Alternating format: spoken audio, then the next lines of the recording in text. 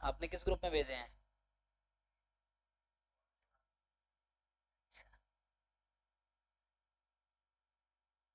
तो आपने दो क्वेश्चन भेजा हुआ है, 37 और 53। 53 बताइए। हाँ, 53 मैंने कल ही इसको करवाया था। अरे भाई तुम सोल्यूशन लिख के भेजो, करवाया था ना कुछ दिन पहले इसको। सेम नहीं था आई थिंक, क्या है, पढ़ लेता हूँ मैं अभी। ये बोल रहा है कि x is exponential with mean 1/थीटा। क्या है?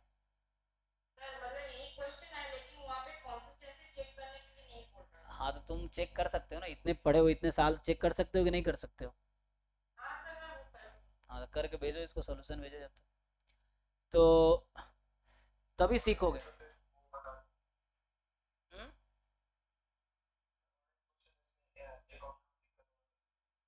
ये ठीक है, 53 53 कर लोगे? 53 उस पर भरोसा मत करो, मैं कर देता हूँ।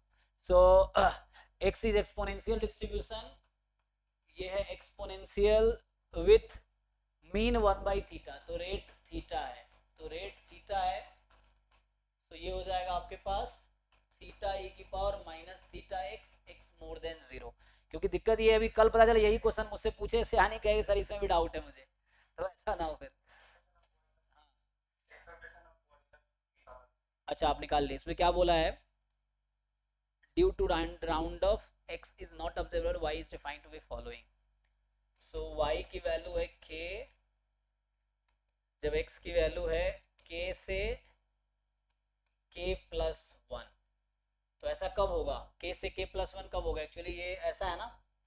अच्छा, सो y is something greatest is function of x actually, लिख सकते हैं ना कि अगर मैं k से k प्लस वन लूंगा तो k होगा, ये है ना।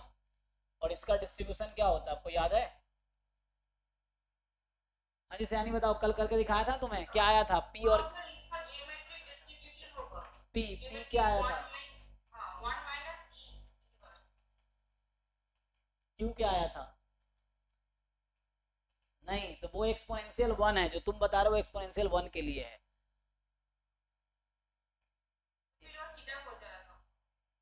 सो इस तरह से बन के आएगा, ये आसान है निकालना। If you want to find, just आप प्रोबेबिलिटी वाइज निकाल लिए थे आपने, तो यहाँ से x की value more than equal to k less than k plus one. So नहीं, इसको निकालेंगे, क्या आएगा प्रोबेबिलिटी आप बताइए, इसको इंटीग्रेट कीजिए, k से लेके k plus one theta.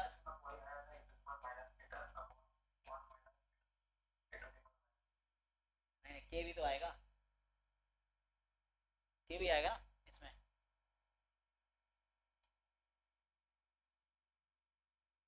Integrate कीजिए इसको, तो ये आएगा C D F at, C D F use कर सकते हैं हम लोग डायरेक्टली, है ना।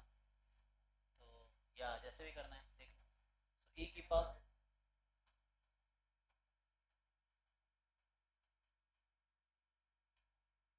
क्या आएगा बताइए इंटीग्रेट करके फाइनल।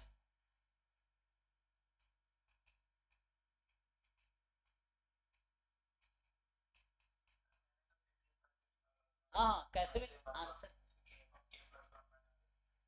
आंसर सेम आएगा, कोई भी तरीके से निकालो।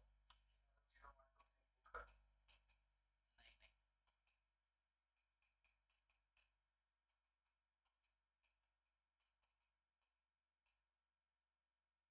तो ये आ गया ऐसा, क्यू की पावर के इंटू पी, ठीक है। के जहाँ पे 0 1 2, ये है ना आपका के 0 1 2, हाँ।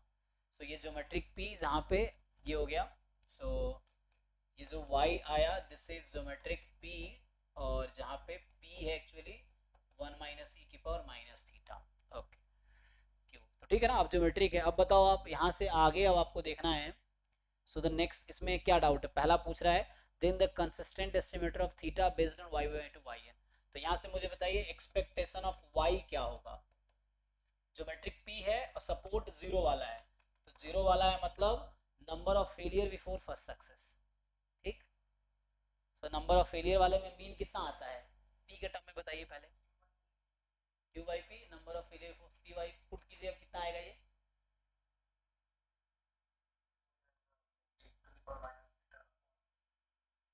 q है आपके पास e की पावर माइनस थीटा, 1 - e की power minus theta.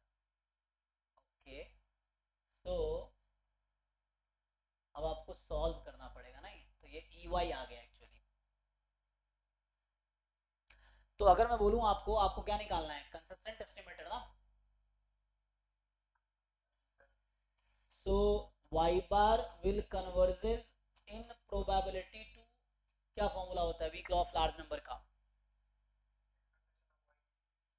Expectation of y। तो अभी के लिए काम करो, अगर मैं आपको बोलूं कि y बार को इक्वल पुट कर दो इसके, क्या यहां से आप थीटा की वैल्यू निकाल पाएंगे? Can you find theta in terms of y?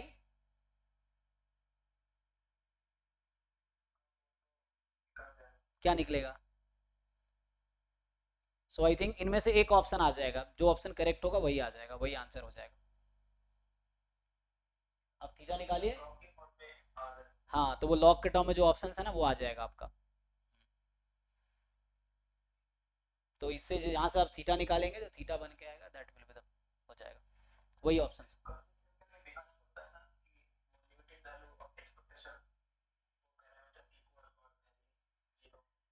नहीं नहीं, वो तो थ्योरम हो गया। You know what is definition of consistent estimator? दो चीजें हैं देखो, अब होता क्या, बच्चों को थ्योरम से याद रहता है जो क्वेश्चन सॉल्व करता है, डेफिनेशन भूल जाता है। मैं आपसे पूछ रहा हूँ कंसिस्टेंट एस्टिमेटर का डेफिनेशन क्या है?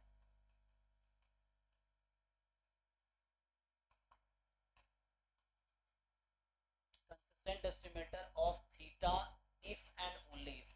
मुझे डेफिनेशन बताइए, जो आप बता रहे हो वो थ्योरम है, तो क्वेश्चन थ्योरम से भी सॉल्व होता है, डेफिनेशन से भी सॉल्व होता है, दो ऑप्शन हमारे पास रहते हैं हमेशा।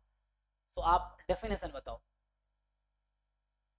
कब बोलेंगे टी कंसिस्टेंट एस्टिमेटर है?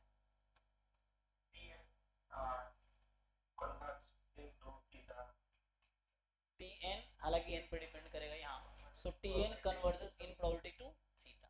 तो इसमें कोई मीन वेरिएंस निकालने की जरूरत नहीं है, और यहाँ पे आपको weak law of large number help करेगा, है ना। तो यहाँ मीन वेरिएंस निकालने की मुझे कोई जरूरत नहीं, अगर मैं ये देख पाता हूँ कि T N converges in probability theta, आगे ये भी होता है कि G of T N will converge in probability to G of theta, तो ये इंप्लाई करेगा आगे, मैं थ्योरम लिख रहा हूँ कि if this happens then this will happen, ये बोल रहा हूँ। सो आगे क्या हो जाएगा, g t N will converge in probability g theta for g is a continuous function. तो यहाँ पे जी को कॉन्टिन्यूअस फंक्शन होना पड़ेगा, तो इसीलिए मैंने यहाँ कहा, हाँ